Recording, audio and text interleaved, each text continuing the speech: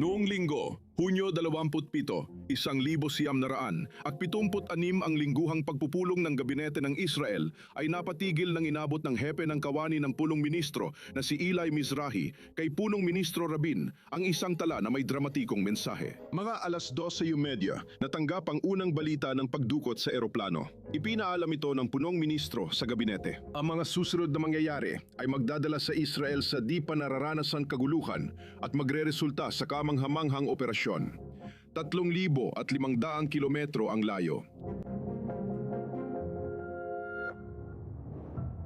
Agad na napansin ng Israel na dinukot ang Air France Flight 139 mula Tel Aviv papuntang Paris at gayon ay patuwo na sa Benghazi Airport sa Libya.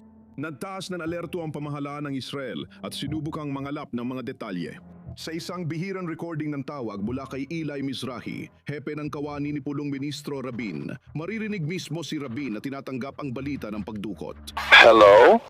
Hello? Yitzhak ayon sa Reuters, ang Popular Front for the Liberation of Palestine ni George Habash ang umako ng responsibilidad sa pagdukot. Alam ko kung anong nangyari sa Benghazi. Walang balita mula Benghazi. Sabihin ko agad pag may alam ako, Tara. Sa isa pang tawag, pinag-usapan nila ang mensahe para sa mundo, mula bahay hanggang opisina.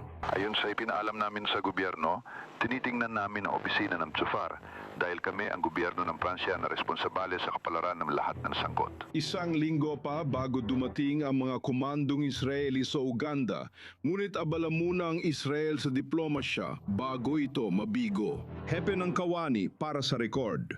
Tanong kung may pahintulot ng mga taga-Uganda. Tinatayang di makikipagtulungan ng Kenya dito, maliban na lang kung pumayag ang mga taga-Uganda. Kalihim ng ugnayang panlabas, Yigal Yagalon. Ang ibang mga bansa ay walang mga bihag, kaya nilang maging matatag sa usaping ito. Matapos ang 3 araw ng tensyon, dumating na ang mga hinihingi ng mga dumukot sa isang lihim na telegrama mula Paris noong Hunyo 20, 1976 ng gabi. Una nilang natanggap ang listahan ng 53 bilanggong pansiguridad na kailangang palayain at $5 milyong na ililipat agad sa account ng mga dumukot bilang pantubos, proteksyon o motibasyon para sa iba pang pag-atake. Dito nagsimula ang dilema ng Israel. Sa telegramang ipinadala sa mga embahador sa Pransya at Washington, sinabi na Pransya ang may kinalaman sa kapalaran ng mga bihag sa Entebbe. Isang telegramang nagsabing gustong bumuo ng Bonn at Paris ng magkasadib na posisyon na inangkin makalipas ang 2 araw. Anumang negosasyon na isasagawa ay para sa lahat ng pasahero. Hindi nagbago ang posisyon ng Pransya, pero pinalaya ng mga Pranses ang natitirang pasahero ng eroplano kahit taliwas ito sa kanilang pangako. Ngunit hindi bababa sa 105 Israeli, pati na rin ang mga Pranses na crew na naiwan ay nanatiling bihag. Si Idi Amin, ang pinuno ng Uganda, ang kumupkop sa mga hijacker. Sa libu-libong dokumento, siya ang pangunahing tao at tamang kausap sa negosasyon na ginaya rin ng mga komandante ng Israel pagpasok sa paliparan. Hindi mahalagang usaping diplomatiko ito dahil si Idi Amin lang ang gustong makipag-ugnayan. Hindi ako makakapangako. Pero itinuturing din siyang isang malaking anti-Semite. Ito ang isinulat niya kay Golden Meir, 4 na taon bago ang pangyayari. Tama si Hitler nang lipulin niya ang 6 na milyong Hudyo. Nagtipon si dating IDF General Rehovam Sevi ng ebidensya at dokumento tungkol kay Idi Amin para ipaliwanag sa gabinete na wala silang pwedeng kausapin. Mga kasalanan ni Amin, tawag niya sa dokumentong file na iyon.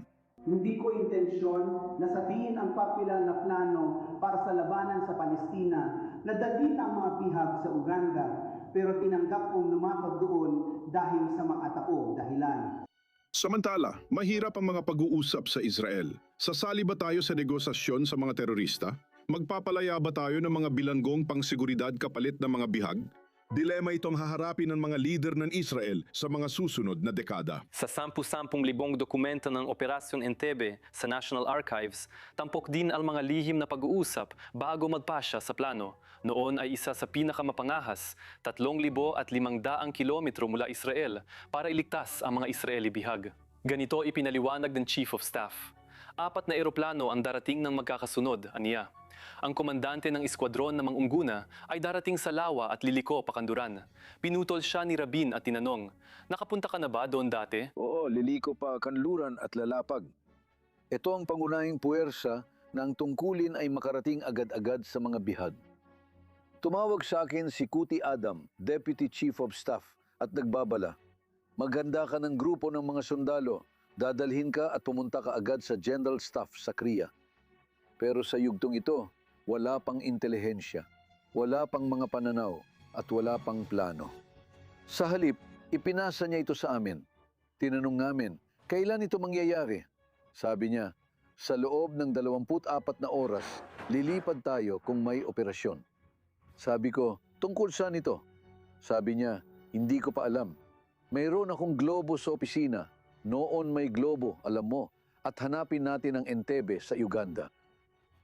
Gagawin natin ang kinakailangan. Palalayain natin sila. Isa rin tayong unit na lumalaban sa terorismo. Habang nagsasanay at gumagawa ng battle procedure, nakatanggap kami ng paanyaya para sa mga komandante lang. Dan Shomron, Matan Vilnay, ako at si Yoni Netanyahu na dumalo sa pagpupulong ng gabinete na kailangang magpasya tungkol sa operasyon. Hindi pa ako kailanman nakadalo sa pagpupulong ng gabinete, aminin ko. Pero sabi ni Rabin, gusto kong isali ang lahat ng ministro na magpapasya sa bawat tanong na mayroon sila para sa mga komandante ng militar para makita kung kumbinsido silang kayang isagawa ito. At ganoon na ang nangyari. Ang operasyong ito na magpakailanman ay magiging simbolo ng kabayanihan ng mga Hudyo ay pumasok na sa panteon ng makabagong pakikidigma. Isang operasyon na nararapat pag-aralan at maging laging inspirasyon sa pakikibaka at kahusayan. Tayo ay isang hukbo. Tandaan mo yan. Hindi dapat tayo malito, magdiwang at makalimutan ang ating mga pangunahing tungkulin bilang mga sundalo.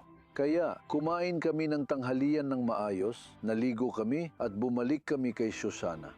Amuyin mo ang hangin sa Nabi Musa. Ang tagumpay ng operasyong militar ay naghatid ng pagbati mula sa buong mundo at sa loob ng bansa. Ngayon, magsasalita ako sa punong ministro para sa oposisyon.